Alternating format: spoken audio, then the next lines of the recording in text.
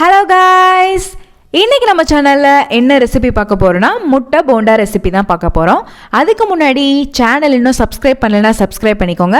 வாங்க வீடியோக்குள்ள போலாம். முட்டை போண்டா ரெசிபி வந்து ரொம்பவே ஈஸியான ஒரு சிம்பிளான ரெசிபி. இதை வந்து நீங்க டீ டைம் ஸ்நாக்ஸாவும் யூஸ் பண்ணிக்கலாம். இல்லனா ஏதாவது ரைஸுக்கு சைடு டிஷ்ஷா கூட வச்சு சாப்பிட்டுக்கலாம். அவ்வளோ ஈஸியான ரெசிபி. இது செய்யறதுக்கு ஒரு 15 to 20 minutes தான் ஆகும். அதுக்குள்ளே செஞ்சு முடிச்சிடலாம். வாங்க எப்படி செய்யறதுன்றது பார்க்கலாம். ஃபர்ஸ்ட் உங்களுக்கு தேவையான அளவுக்கு முட்டையை நல்லா பாயில் பண்ணி எடுத்துக்கோங்க. நான் ஆல்ரெடி பாயில் பண்ணி எடுத்திருக்கேன். இங்க வந்து நான் ஒரு 4 முட்டை எடுத்திருக்கேன். முட்டையை நல்லா வேக வச்சுட்டு அதுல மேல இருக்க தோல் எல்லாம் உரிச்சு எடுத்துக்கோங்க.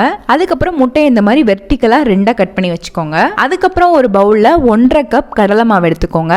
1/2 கப் அரிசி மாவு எடுத்துக்கோங்க. 1 டீஸ்பூன் உப்பு, 1 டீஸ்பூன் மிளகாய் தூள், 1/4 டீஸ்பூன் மஞ்சள் தூள், 1/2 டீஸ்பூன் மல்லித்தூள், 1/2 டீஸ்பூன் சீரகத்தூள், 2 பச்சை மிளகாய், கொஞ்சமா கொத்தமல்லி இதெல்லாம் ஆட் பண்ணிட்டு நல்லா மிக்ஸ் பண்ணி விட்டுக்கோங்க.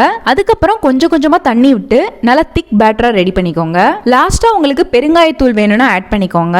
உங்களுக்கு வந்து பெருங்காயத்தூள் வேணும்னா ஒரு 1/4 டீஸ்பூன் ஆட் பண்ணிக்கோங்க. இது வந்து ஆப்ஷனல் தான். இது எல்லாத்தையும் நல்லா மிக்ஸ் பண்ணிக்கோங்க.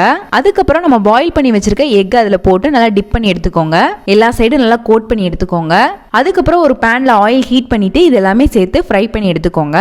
நல்லா டீப் ஃப்ரை பண்ணி எடுத்துக்கோங்க. 2 சைடும் ஃப்ரை பண்ணி எடுத்துட்டு ஒரு பிளேட்டை ட்ரான்ஸ்ஃபர் பண்ணிக்கோங்க. பாருங்க நல்லா வந்திருக்கு. இப்போ நான் இதை க்ளோஸ்அப்பில் எல்லா சைடும் காமிக்கிறேன் பாருங்க. கம்ப்ளீட்டாக நல்லா ஃப்ரை பண்ணியாச்சு. உள்ளுக்கு நல்லா எல்லா சைடும் வெந்திருக்கு. இப்போ இதை நான் கட் பண்ணி காமிக்கிறேன் பாருங்கள். நல்லா வெந்திருக்கு எல்லா சைடும். இதை கட் பண்ணிவிட்டு லாஸ்ட்டாக உங்களுக்கு சாட் மசாலா இல்லைனா சில்லி பவுடர் வேணால் நீங்கள் ஆட் பண்ணிக்கலாம். அவ்வளோதான். ரொம்பவே ஈஸியான சிம்பிளான எக் போண்டா ரெடி ஆயிடுச்சு. இந்த ரெசிபி பிடிச்சிருந்தா லைக் பண்ணுங்கள், ஷேர் பண்ணுங்கள், கமெண்ட் பண்ணுங்கள். மறக்காமல் சேனலை சப்ஸ்கிரைப் பண்ணுங்கள். இன்னொரு வீடியோவில் பார்க்குறேன். பாய்.